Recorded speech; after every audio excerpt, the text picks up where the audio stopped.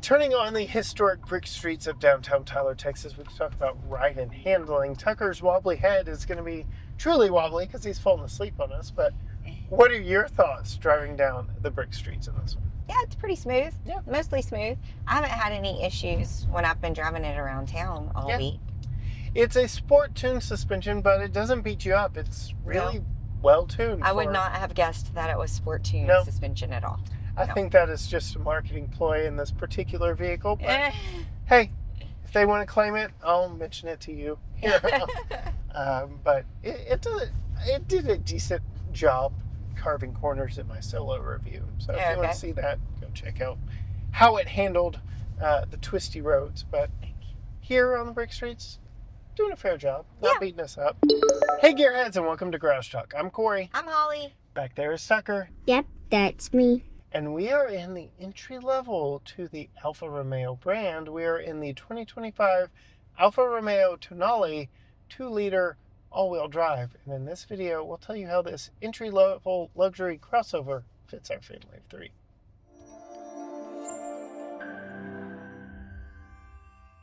All right, Holly.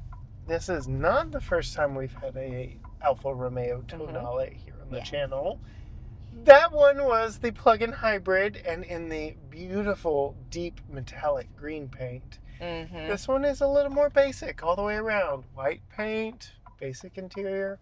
But I am curious, what do you think of the style of this one, given its more basic approach? Well, I'm not turning as many heads in this one, Corey. That is true. It is kind of like, I would say, maybe I harken this back because it is white, but it's kind of like a cloud. It's got a lot of soft, it's very straight with a few soft curves. Nothing too noticeable, unique, or it's very basic. Yeah. It does have the standard Alfa Romeo triangular grille up front, which does turn a few heads if people catch it from that angle. Yeah, you have to catch it from that angle. That does turn heads, but maybe I'm just spoiled because in the green, that was just such a unique color of green. And then you have the Alfa Romeo on top of it. So it's like I was turning heads left and right. And we don't see a lot of Alfa Romeos in this area of Texas too. So the body shape of this, the white color, driving down the road, I just think people think it looks like a regular old Tucson or something. Or even like a Chevy Trax. A Chevy Trax, it's very similar body shape, isn't it? Yeah, there's just not a lot over the top with the style. It's fairly average. It's fairly average. You would have to, if we got this car, we would have to get a fun color on it. Yes. I agree. Period. I agree. All right. We know what you think of the outside. What are your thoughts moving inside? More of the same? More of the same. There are some things that I like. I like this silver bar that goes across the side. I like the stitching. That's nice. You know the window sticker lists this as a black and tan interior? Huh? This is a tan right here. That is what they consider. Yeah. Tan interior is the stitching. Black and tan. And it's not even everywhere. It's just like right there. And on the doors. But not even on the seat. No, it's not. Let's talk about the seats, though. Have you noticed the design on the I've back? noticed the design. It's this little guy. Yeah. The snake. Serpent. Yeah. Yeah, it is. And we've got the logo in the headrest, too. But, okay, the seats are hot. Seats are hot. Tell me about that. Yeah, so they're light cloth seats, right? And then they're black on top of that. And so they just really hold in the heat. And they're not ventilated. No. Are they heated? Yes. Okay, they're heated but not ventilated. They are comfortable. Yes, they are. But then adding to the heat is the automatic start-stop, which I don't know if you want to start that conversation or not, but you can't turn it off. Nope. So it automatically stops at a stoplight. It takes a really long time for this car to cool off. Okay. And so if you're driving in town like we are most of the time, you only drive a little bit before you stop at a stoplight. And then the engine turns off. And then the engine turns off, so it's not cooling anymore. Yeah. And you can't turn that off so that it'll cool the car off. So, I mean, one day me and Tucker, we thought we were going to die. You want to It know was my so trick? hot. It's not great, but it's the best. I know what it is, but it does not help. You just barely lift off the brake and it comes I know, down. it doesn't help. Yeah. It takes a while for it to cool off, especially in the Texas summer heat. And I say that as having ridden in a lot of cars. It's not just the Texas summer heat. This is a warm car. It's a warm car.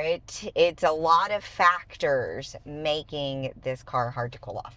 A lot of factors together, which is annoying. All right, so we kind of got off topic from design with the and the seats but dual zone climate controlled up here on the screen and down here. Pretty easy to control though, right? Yes, this is easy to control, but you do have to do a lot through the screen, which I don't like. Yeah, we've got some redundant, like our fan speed, no temperature, and all that. But like to change where it's blowing. It's like when I first got in here and it was so hot, I couldn't figure out like, why is this not blowing? No, there's more things, but do it back to where it was. I have it set where it will cool off. Don't mess with it. She has strong opinions. It's a warm interior. Opinions. All right. I mean, you know it's bad if I'm digging through the screen. Yeah. Because I don't. Other thoughts on style and design in here? I like the gear shifter. That's fun. It blinds my view of the volume roller here. I guess it does too. But that's why you have why it's textured. And you know I like a good roller. Yeah. Which they fixed the last one we had. The volume roller on the wheel is now for volume instead of tuning. These used to be the volume buttons. So they fixed it. Yeah. Kudos. Yeah. Small that's way better. That's way better. But storage.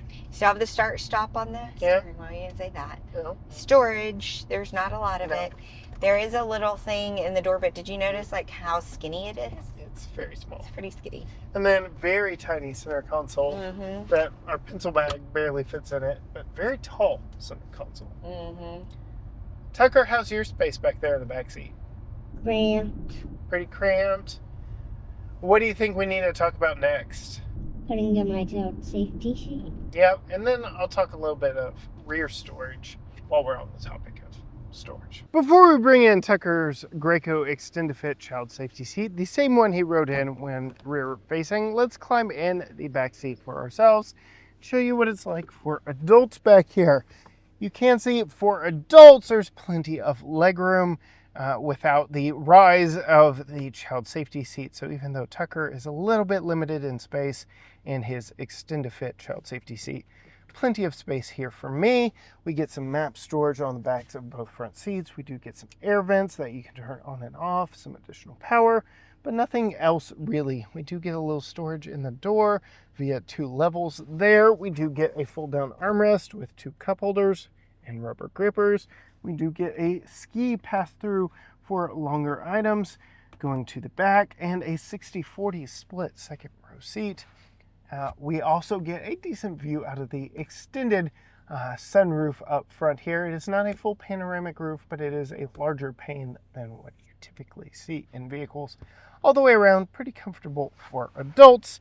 But let's go ahead and slide out now and bring in his Extend-to-Fit child safety seat and see exactly what it's like for young families. Putting it in its rear-facing mode, we are going to have to move the power adjustable front seat forward just a little bit. These are 8-way power adjustable seats up front with 4-way lumbar. Oh, I had to move it all the way up in order to get the child seat. It's allotted amount of room. And now, yes, I am very cramped in here. So it is a very tight front seat situation. But the good news is kids don't ride rear facing for too long. So if this is a vehicle that interests you and you've got a young family, just know you are going to be a little cramped up front there for a little bit of time. Now, turning it around for its rear facing format, we will go ahead and drop our top tether back behind the seat. These are 60-40 folding seats, and I do appreciate how the 40% is here on the passenger side where we typically keep Tucker's child safety seat. I like the cloth and the synthetic leather mixed use material back here. That gives it a premium feel. And then our lower latches, we have them on both outboard seats. They are between the seat bottom and the seat back. As we scoot the seat back into place, you can see it is fairly easy to latch those into place. Go ahead, put this guy in here. They are noted with buttons on the seat back. And then I can slide out and tighten the seat down in place very easily because, again, as a compact crossover, not too large. Now, coming to the very back, unfortunately, this being an entry level, we get an entry level feature. Manual hatch, no power hatch on this particular model. You can see we do have top tethers actually all the way across right here. The third one is just behind this hard cover, but we will go ahead and attach the top tether in here and tighten it down right here. So very easy installation, not too far in. I could very easily stand outside the vehicle and do it. Now, I don't typically like these hard covers simply because they kind of limit how much room you have back in the back. You have to take them out and completely remove them in order to get more space, but Alfa Romeo has thought of that. You can see with our folding chairs about how much space we have normally. Go ahead and pull those out because we do have some hidden storage underneath here. We also have these little grippers that hold this in place. No spare tire, but we do have some fix-a-flat stuff. No plug-in hybrid battery down here like we saw on the last Tonale we tested, so some additional storage. And you can actually drop this shelf down low and get more vertical height. So you can hide some stuff underneath it, or you can just drop the cover down to its lowest position to give you the most cargo space. So I do like options. I don't like how we don't have a handle here on the outside, though we've got a couple places we can grab it here. And with enough gusto, you can close it without touching your premium white paint. More space in this one than the plug-in hybrid we tested. Without his child safety seat in the back seat, it's decent legroom in the back for adults. No real complaints there. We've noted his car seat brings him up and out, so it does limit his space a little bit, but for those still riding in child seats like that, it's worth noting. But yeah, decent overall space in here. Tucker, do you have any thoughts other than Mommy telling earlier that y'all got really hot in here the other day? You have any thoughts on this one? No? He's fallen asleep. Yeah. It's a compact crossover. They call it an SUV. I call it a crossover. So what are your thoughts on the overall size of this one? It's okay. I would say it's decent. It's maybe just a smidge more than a sedan. Yeah. It's taller, obviously, and we didn't talk about the window. Yeah, nice big sunroof. Not a panoramic sunroof. And this one's tinted out. I don't know if that's a special. No, it's typical. This is about the size. We had a Jeep Cherokee for the longest, a 24 Cherokee. And this is about the size of that. I feel like the interior packaging in the cargo area is a little bit better. Yeah, I'd say it's on the smaller side from our Cherokee, but it's right around there. Yeah. You don't think? I feel like the Cherokee was a little bit bigger. Okay. But maybe it's just because it was bigger. I don't know. All right, let's talk about driving this one around. You had mentioned to me before we started filming, visibility is a little not so great. Yeah, it's not great. You've got these big pillars right here. Chunky pillars. Your back window is limited by all three seats across, three headrests across. So yeah, not great. These are really a problem. We do have 360 parking sensors in this, as well as blind spot monitors, which I can see activated right now. So you have some aids in the process, but yeah, pure visibility out of this one, it's a little on the narrow side. They definitely could have done more for that. Yeah. Turning on the historic brick streets of downtown Tyler, Texas, we can talk about ride and handling. Tucker's wobbly head is going to be truly wobbly because he's fallen asleep on us, but What are your thoughts driving down the brick streets in this one? Yeah, it's pretty smooth. Yeah. Mostly smooth. I haven't had any issues when I've been driving it around town all week. It's a sport-tuned suspension, but it doesn't beat you up. It's really well-tuned. I would not have guessed that it was sport-tuned suspension at all. I think that is just a marketing ploy in this particular vehicle. But hey, if they want to claim it, I'll mention it to you here. But it did a decent job carving corners in my solo review. So if you want to see that, go check out how it handled the twisty roads. But here on the brick streets, doing a fair job. Not beating us up, not rattling us to death or anything like that. What are your thoughts on power? Oh, she sighed. I have to.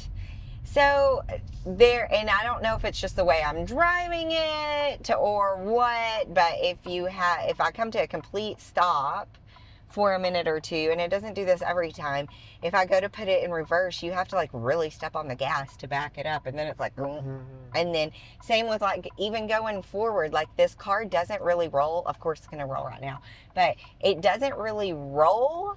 So going forward, same thing. I kind of have to like press on the gas. You know what I think that is? Is that me? I think that's whenever you're shifting from a different gear, there's an automatic brake hold feature that triggers. So switching to reverse, yes, I can see how that would trigger.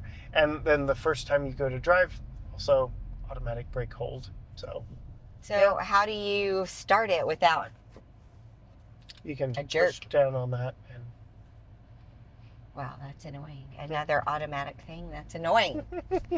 Yes. But otherwise, driving it around, does it feel like it's got enough power after you get it moving? Yeah, after you get it moving, it's fine. Yeah? No. It's driven away. No, nothing has wowed me or... It's just fine. It's just fine. Yeah, okay. Yeah, that has been my general assessment what this one is too. It's nothing spectacular. It's just fine. It's fine. And, I mean, it's an Alfa Romeo, so it's not a Honda HR-V, CR-V, RAV4, Chevy Trax. It's an Alfa Romeo. So Alfa Romeo. You got a little bit of bragging rights there. I did mention earlier, this is the new 2-liter turbo, so the EPA rates this one at 21 city, 29 highway, 24 combined. We have a larger fuel tank than the plug-in hybrid. We have larger cargo area than the plug-in hybrid. So there are some advantages to getting this one over the hybrid. Plus, it's a simpler overall powertrain. So there is that. Not a lot of options on this one. Care to guess what it costs? I'm probably going to be shooketh. Do I tell you what I think it cost or what I think it should cost? Okay, I think it probably cost $62. No. Am I too high? Way too high. Oh, well, okay, it may be redeemed then. Okay. Okay, okay, 42. Still too high, 39,930 as equipped. It has redeemed itself. Yeah. I take back what I said about it not being a 2-color interior. So at $40,000, does this feel like a better value? Does it change your opinion? Yes. Okay. Yeah, because I was thinking it's probably in the 60s. And if I'm buying something in the 60s, I would want a head-up display. I would want ventilated seats. I would want to be able to turn off my automatic start-stop. But yeah, at less than 40, it's 40 after everything said and done. Yeah, I think this is a great value, especially if you're wanting to get into an Alfa Romeo specifically. Yeah, something a little different than everything else. I would still spring for a different color. Because if you're going to get an Alfa Romeo, like, show off, turn some heads. I agree. All right, well, that about does it for our time here in the Alfa Romeo. You can see it is so comfortable, Tucker fell asleep in it. If you want to see more from Holly, you can find her on Facebook and Instagram at Female Consumer. You can check out Tucker's YouTube channel at Tucker's Talk. You can find all things GT Garage Talk at GT Garage Talk, Facebook, Instagram, X, TikTok, Threads, YouTube, you name it, all at GT Garage Talk. Or you can go to gtgaragetalk.com. as for us in the 2025 2.0 liter turbo Alfa Romeo Tonale. Until next time, Gearheads. Bye.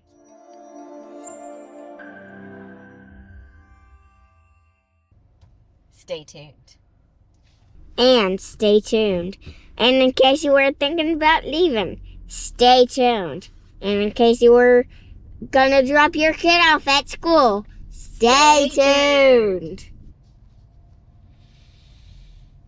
Yep. Good start, Mommy. Boy, I hope that guy watches all our videos. Austin? No, the stay tuned guy. Negative commenter. You don't comment something negative on our video, or we'll drive it into the ground.